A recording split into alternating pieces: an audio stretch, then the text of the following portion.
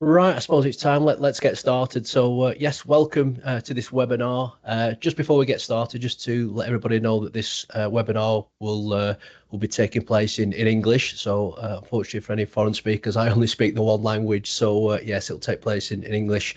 As we move forward through the presentation and the webinar, if there are any questions that anybody wants to raise, if they can actually raise them in the chat section, we have a number of questions that need answering already in that, so we'll do our very best to get through as many as we possibly can. But if you can put those in the chat section at the appropriate time, we'll address those questions and respond. And then if we don't get through in today's presentation, then obviously we'll revert back to the individual as soon as we possibly can.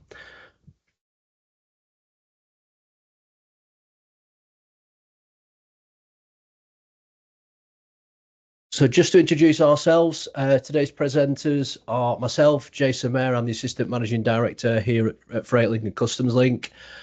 Matt Jackson, who's the General Manager at CustomsLink, and Dan Balshaw, who's our Customs Specialist Lead. Both Matt and Dan have extensive experience in the customs area. And as I say, I have group responsibility for both Freightlink and CustomsLink. So just to give you an overview who Freightlink are, we're a company that was set up over 20 years ago, back in, I think, 2004. We are one of Europe's leading freight forward ticket agents, selling across over 50 countries, dealing with 60 operators in those countries, and providing services across over 1,000 routes.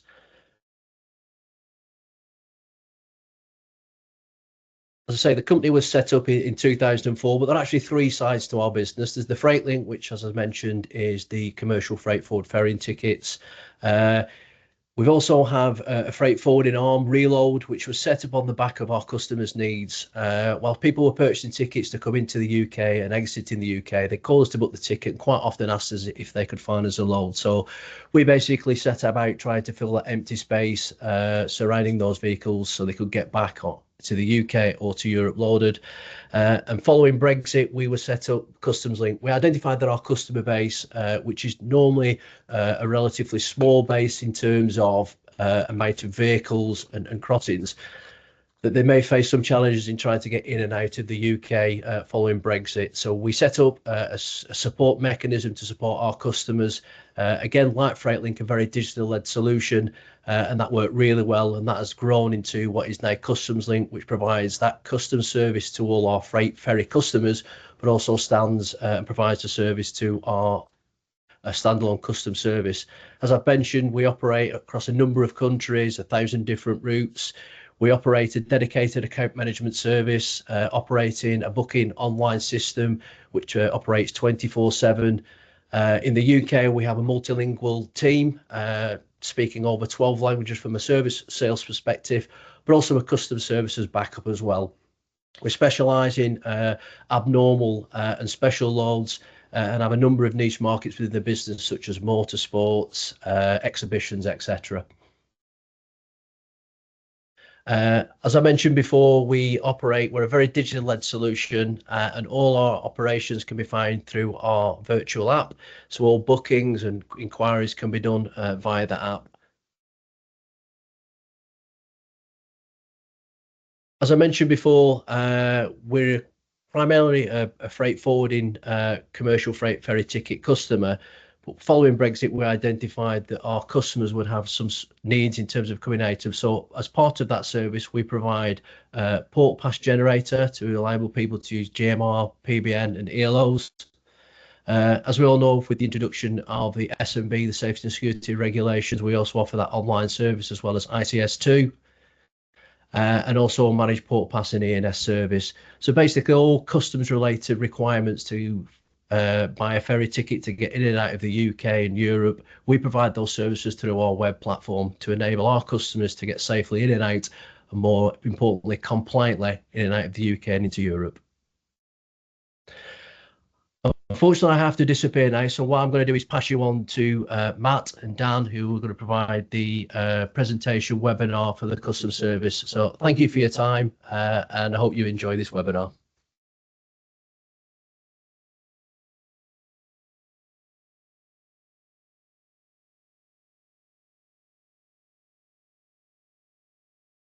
Okay, we're going to start off with ICS2 and a bit of background on ICS2, where it all started. So we're currently on release 3, sorry. It all started in 2001 with Air Express and Air Mail before moving on to Air Cargo in 2023. Release 3 actually started in June 24, and that was for deep sea load on, load off containers. We're now in the second part of that release, which is Road and Rail, so RoRo, and that started in April this year. It was meant to finish in September, but countries like France, Ireland applied for derogation. This derogation now ends at midnight on the 31st December. It is a final hard deadline, so there's no grace period. At the same time, ELO does come in as well.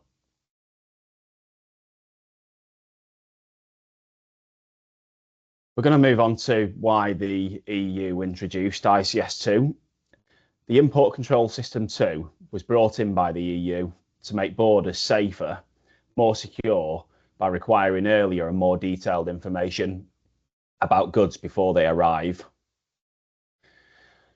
It enables customs authorities to carry out advanced risk assessments so high-risk shipments can be identified and addressed before they enter the EU. ICS2 helps to protect the single market and EU citizens by stopping illegal or dangerous goods while making legitimate trade flow more efficiently. It reflects the EU's move towards a digital, data-driven customs procedures aiming for earlier intervention and streamlined trade.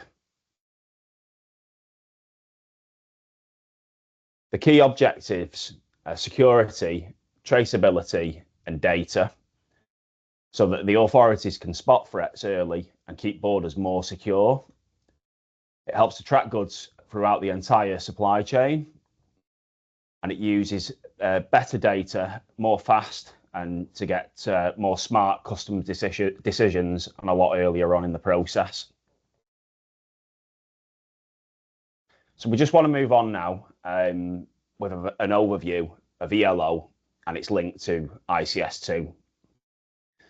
ELO, the obligatory logistics envelope, is France's new digital system for grouping customs documents into a single code for border checks. ELO requires an entry summary declaration submitted via ICS2 to prove safety and security compliance before entry into the EU. ELO and ICS2 together speed up French border crossings and help spot risks early for EU imports.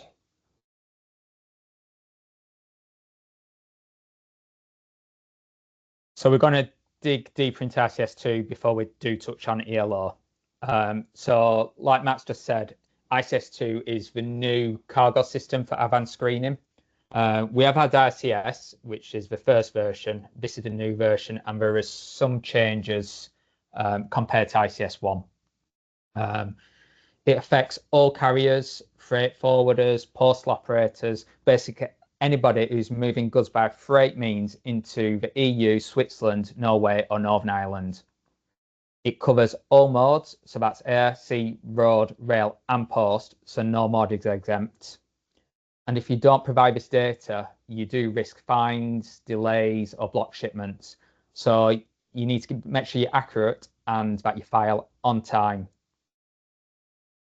So some of the key differences are it does need 6-digit tariff codes, full cargo descriptions, and EORI numbers. We'll dig deeper in a second onto those.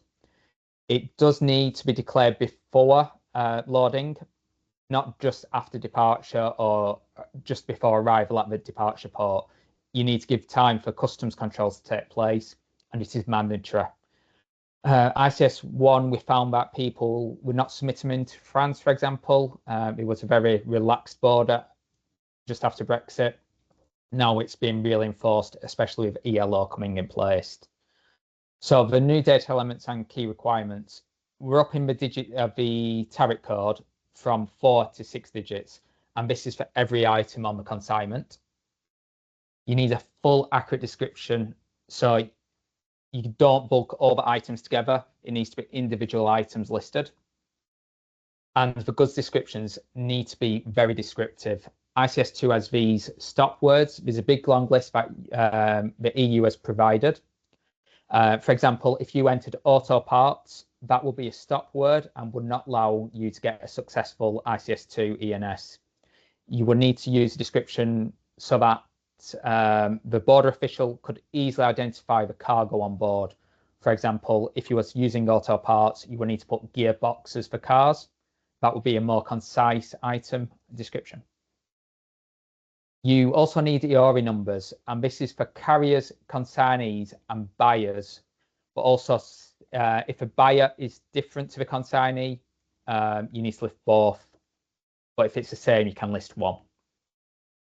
You also need complete address details for all parties involved in the supply chain. And it must be filed before goods are loaded or depart. So there's no more last minute entries. If you do move goods, you need to get an EU or Northern Ireland EORI number. So this is critical point for all GBE operators. At the beginning, when EORI numbers were issued, a lot of hauliers were issued with a GB and an XI EORI number. But a couple of years back, HMRC actually revoked a lot of the EORI numbers. They contacted everybody with an GB and an XI EORI number and said, do you need that XI EORI number? If you did not reply, the chances are that it has been revoked. So you need to make sure that you are an holder of an EORI number. You need to file these ENSs with full accurate data before arrival and departure. Coordinate with all your sellers, your buyers, any forwarders that you're working with, and gather all required information so there's no gaps or vague data there. And ensure compliance with the ICS2 timelines. Late or incomplete filing risks delays, refusals, or fines. So we're just going to move on now to who submits and where the responsibility lies. So for carriers and hauliers, the responsibility for lodging the EU ENS for goods arriving into the EU. So it's whoever moves, controls, or takes responsibility for goods arriving in the EU must ensure that the ENS is submitted. Often, it's the haulier who's identified as the carrier, but the forwarder, shipper, may file if they have responsibility or an agreement in place. A lot of the time, the ferry operators do downstream the responsibility onto the haulier. So in that case, if you look at, say, the Irish Sea as an example, the ferry operator downstreams the responsibility onto the haulier for lodging, both into the Northern Ireland and into the Republic of Ireland. Whereas over on the North Sea, generally, as a rule of thumb, it is the ferry operator that assumes responsibility, but it's always worth checking with the operator ahead.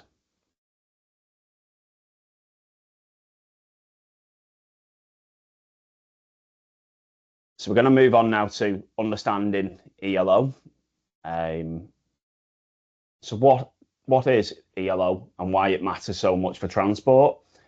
So the ELO is France's digital border system. It bundles all customs, safety and transport documents for each truck, trailer or container into one place. With ELO, you are given a code to add to your freight booking. No code does mean, unfortunately, no crossing. ELO does rely on ICS2 compliant filings. If your data isn't ICS2 ready, your shipment will be stuck. Just to note there at the bottom, it is mandatory from the 1st of January 2026 for all UK to France road freight movements. So it's critical for hauliers, carriers, or anybody moving these goods, and importantly, more importantly, customs agents to get ready now for the 1st of January. And it doesn't just apply to imports, it also applies to freight moving France into the UK as well.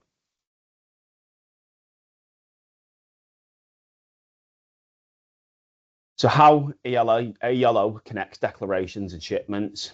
ELO merges all customs, safety and transport documents, including ICS2 entry summary declarations, into one single digital envelope. It is one ELO per truck or vehicle container, and all declaration references must be present in that ELO. So for example, could be your export reference, your import reference, transit, and your ENS MRN as well. By using, obviously getting ahead and creating your ELO entry before you arrive at the port, it makes the whole process a lot more efficient, secure and rapid, and it streamlines all your customs checks. It improves traceability and reduces errors by pairing goods with their digital documents. So we put an example workflow together. To start off with, all the declarations are completed, whether that's by the exporter of the goods, the forwarder, the customs agent. You obtain your transit declaration if you need a T1 or a T2, and you just need to make sure that these are all valid references, so they need to be pre-lodged and ready to go. Once you've got this information, you can use these documents to create your ENS, and that agreed party creates the ICS2 MRN or MRNs. So for unaccompanied loads, you can have multiple consignments on the one MRN. But if it's an accompanied load, so if a driver's with the load, you would need one ICS2 ENS for each consignment on that load. Once you've got your ENS MRNs all together and your import and transit all together, you can create your port passes. So for France movements, you will need a GMR and an ELO. If you're going into the Netherlands, it will be port base, and Ireland will be PBM. You're now ready to collect the load or depart the loading point. Once the driver checks in at the port and they've crossed, while the crossing is taking place, the Customs and Border authorities will do a final risk analysis on everything that's on that vehicle using the data in the ELO. And on arrival into, say, France, you'll get a screen there or a notification on your phones saying it's either green routed or orange routed. So if it's green routed, you're good to go. There's no further checks and you can continue onwards. If you're orange routed, you just need to report to the customs authorities in the destination country and just do additional checks or finalize a risk analysis. We often just want to see what's on board or check the documents. There is some common error and best practices. We've been running ICS2 since September now, and we've noticed that with ELO as well. We've noticed that each declaration, it must have its own unique identifier, and we find that sometimes the routes are incorrect on that MRN. So if a third-party agent's done it for the haulier, they might have put the wrong route down, and that won't be a valid MRN for that route. ELO does validate routes and entry points as well. It will identify if it is a diversion, but you can go ahead with diversions. Incomplete tariff codes. We're using the term tariff codes because EU does vary slightly from the UK trade tariff and harmonised system. So just make sure they are valid in the EU. If you're unsure, you can go back to the exporter or the importer just to verify these codes. And just make sure that the ELO is submitted on time, because late filing or failing to link all the relevant declarations together would mean denied boarding or delays on arrival. We've also seen that the shipper or consignees EORIs are not listed. You do need to obtain these EORIs. It is a mandatory requirement on ICS2. And we are in like a transition period for ELO, but we're seeing that some people are not creating the ELOs. So just make sure that you do create one to avoid delays at check-in. It does make it smoother on arrival into France. So in essence, just ensure that you get all the documents together, be complete, accurate and up to date, and use this transition period to test your workflows and address any errors before it becomes mandatory. So as a haulier or carrier, first of all, you do need to obtain an EU or Northern Ireland EORI number. Even if you're a GB haulier, you do need to obtain this. You don't need to have a legal entity in the EU or Northern Ireland. You just need to obtain one. And that is from the first country where you'll do your first customs procedure. So if your first movement will be into France, you will need to obtain a French EORI number. Same with Ireland or Northern Ireland. On the CustomsLink and Freightlink websites, we do have a list of how you obtain these EORI numbers, and we can share that after on a mail shop. Just be aware that registration can take a number of weeks. The closer we are getting to the end of this month, we'll see an upsurgence in people requesting EORI numbers. So it's best to act now rather than leave it to last minute, because that timescale is getting longer and longer.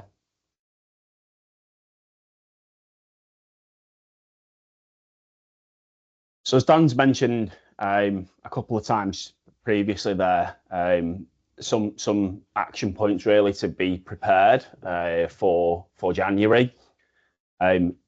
Speak to your customers and attain those 6-digit tariff codes, which is up from the 4 currently for all your goods. Make sure you've got accurate product descriptions for each commodity.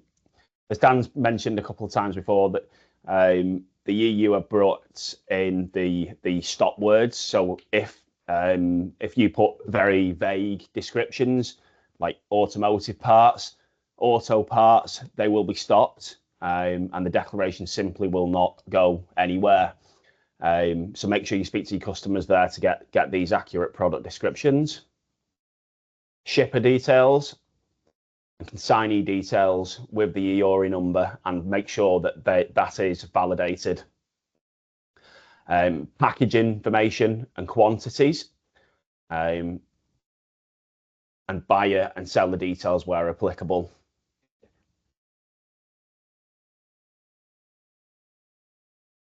Also, vehicle and trailer identification details, route information, and journey dates and times. Just on the route information and journey dates and times, if you've got, say, a journey that's going through several EU countries to get to its final destination, those additional countries of routings must be listed. And finally, their transport document references, so any CMR numbers, road consignment notes, make sure you've got all that in advance. So you need to define the responsibilities of who's actually filing the ENS. Like we said earlier, you can downstream it to your freight forwarder if they agree to do it. So you do need to agree on shared responsibility where needed. We do 2 types of filing. We do F11 for unaccompanied and F50 for accompanied. There are other means where you can one party can file the house level, which is all your goods details, and then another party can file the master level with like all the transport details. But we just do a straight F50 and F11 data sets. And you just need to ensure that data flows correctly from those shippers or forwarders. Just make sure that you're getting the good quality data through. You need to make sure that your team who's doing the operational side and the drivers are aware of the new processes. So educate them about ICS2 and the requirements. Develop an escalation procedure for any customs queries, and share updates with drivers and logistic partners, everybody who's involved in the supply chain, just to make sure there's clarity. So we just want to move on now to why all of this matters. And the non-compliance risks that brings. There's going to be very much stricter fines. You'll find that you're going to have delays at the borders, possible refused entry, and equally this will end up with supply chain disruption. Benefits of doing this right: smooth border crossings, faster clearances, and a much more enhanced reputation. The impact on your clients. They must provide accurate data for every shipment. As I've said a few times before, the 6-digit tariff code is essential, full commodity descriptions, and EORIs for all the required parties. This will obviously ensure an ICS2 compliant ENS before departure or loading. Non-compliance will mean delays, fines, or block shipments. Border authorities check documents before goods move. Missing or inaccurate data will stop the load from moving. There's increased pressure to digitise operations, coordinate with logistics partners, and adapt IT and training for new rules, especially for smaller or multi-party shipments. Long-term, more reliable and transparent trade with fewer surprises if businesses follow best practice and keep up to date. We do see a lot of movements, especially in Freightlink, being carried under ATA carnets, and there is a consideration for ICS2 and ELOs. So for ELO, any loaded vehicle requires at least one ENS on that movement, regardless of transport contract or not. The only time that you would not need an ENS for an ELO is if you've got pure fresh air on board. So the trailer or the vehicle is completely empty. If you are loaded, even with empty return packaging or ATA carnet goods, you do need an ENS. And for a ATA carnet, you need to list every single item on that carnet. So if it's got 1,000 items, you would need to list 1,000 items on the ENS. So that does mean an extra burden on the carnet holder to provide 6-digit tariff codes, EU EORIs if they are registered in the EU, and that's for temporary movements. So we're just going to go on to the next steps and some solutions. And we keep reiterating this. Make sure you have an EU or XIEO number. This is probably the single biggest critical point at the moment. There's a lot of GB operators who do not have an EU or Northern Ireland EORI number at the moment. Once you have that, start filing those ENSs with the full data, 6-digit tariff codes, clear cargo descriptions, and the EORI numbers and addresses for all parties involved. The sooner that you start doing it, the more compliant will become, and you'll get used to it while this transition period is still on. Coordinate with your sellers, buyers, forwarders, just to make sure that you're getting that information and ensure compliance with timelines. Start now, and then you don't worry about it later on. So here at Freightlink, we have got, and CustomsLink as well, we have got all angles covered. At the time of making your ferry booking, you can create both your ENS, both for ICS2 and an SNSGB declaration, and your port pass, so any PBN, GMR, ELO and port base, either online or on the app. As well, we've also got a managed port pass, an ENS service, and what that means is if you're unable to complete it yourself via the online channel, you can simply send us all your documents, we'll complete it for you, and once it's been done, we'll send it straight back to you. And then lastly, via CustomsLink, if you ever do require any export, import, or transit, we've also got a digital and managed customs clearance solution at CustomsLink. So the key takeaways for businesses, for hauliers, you will need an ELO and an ICS2 compliant entry summary declaration by the 1st January 2026 to avoid non-compliance, risks, delays, fines, or even refused boardings. Every ELO must include one valid ENS declaration, apart from if it's fresh air. If you don't have that ENS, it means you don't get an ELO, and that means you won't get a crossing. So adapt now, use the transition period to test, automate, and refine your processes to avoid any last-minute errors or stress at the border. And the biggest message that we keep reiterating, ensure you have that EU or Northern Ireland DRE number.